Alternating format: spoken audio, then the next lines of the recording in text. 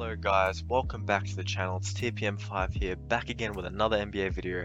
And in today's video, I'm going to be previewing the Eastern Conference semifinals between the Philadelphia 76ers and the Atlanta Hawks. Now let's get into the video, guys.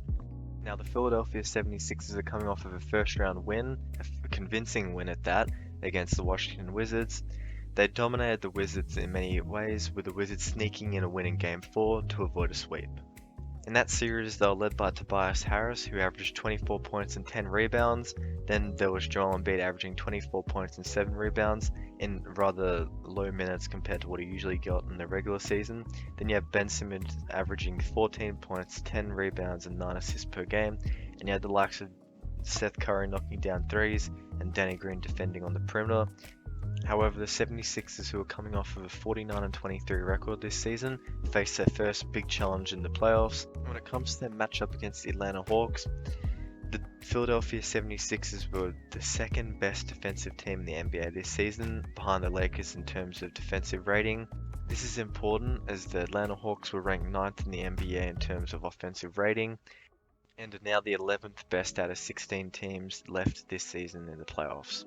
However, it's worth noting they are playing one of the better defensive teams in the league, the New York Knicks, and as such, the Sixers must keep this intensity up on that side of the ball to keep their rating low, as that is kind of the only strength that this team, being the Atlanta Hawks, holds heavily in their favor. Now, there's a big question mark when it comes to Joel Embiid's health. As you guys may know, he was injured late in that first round series against the Washington Wizards and missed part of Game 4. He's obviously a key part of what Philadelphia do, and if he does miss out in game time, the Hawks will have a higher chance of winning, obviously. And then this will require players like Ben Simmons and Tobias to stand up. Ben Simmons had some issues there as well in Game 4, which I'm referencing quite a bit in this preview. He was hacked at the end of the series and then sent to the free throw line, and he split his free throws 4 for 8 in the clutch, which is simply something that, if Joel Embiid goes out, the first option or the most important player on the team shouldn't be doing. The Sixers also hold the likes of Matisse Thybulle and Danny Green on the perimeter, which can help them defend Trae Young, and also shooters like Furkan Korkmaz and Seth Curry also allow them to stretch the floor. However, there still will be conflicts between Joel Embiid and Ben Simmons inside the paint.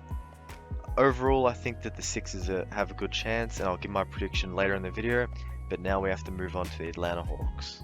Now, just before we do so, guys, I make NBA content on this channel, so if you don't mind liking this video, and if you could subscribe, that would be great, and let's continue. Now, the Atlanta Hawks beat the New York Knicks in what was a heavily anticipated 4v5 matchup, which included many funny moments with the New York fans cheering and also chanting against Trae Young. Trae Young averaged 28 points, 10 assists, and 2.5 rebounds during this playoffs per game. Bojan Bogdanovic averaged 16 points and 7 rebounds. John Collins averaged 12 points and 6 rebounds. And they also had a rather good supporting cast with 4 players averaging over 9 points per game as well, along with Trae, Bogdan, and John that I mentioned before.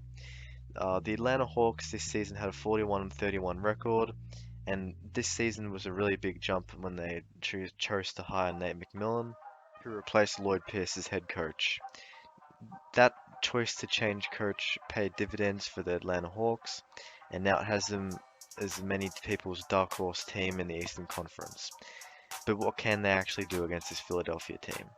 Well, so far these playoffs, the Atlanta Hawks are ranked 3rd in the teams remaining in terms of defensive rating, which is something they didn't do well in the regular season, as they were ranked 18 throughout the 72-game season at 112.1 for defensive rating. This jump in defensive rating culminated in them planning against Julius Randle and limiting his shooting percent to sub 30. Couple this with an offense that was already above league average in the regular season, as it ranked 9th out of the 30 teams in terms of offensive rating. The Atlanta Hawks also converted 47% of their 3-point shots between Game 3 and Game 4. But a question must be asked about the Atlanta Hawks defense. Is that uncharacteristically high defensive rating a result of the poor Knicks offense, which mainly relied on their defense to get them to the playoffs, or is it a sign of growth and development on that side of the floor in such a short period of time?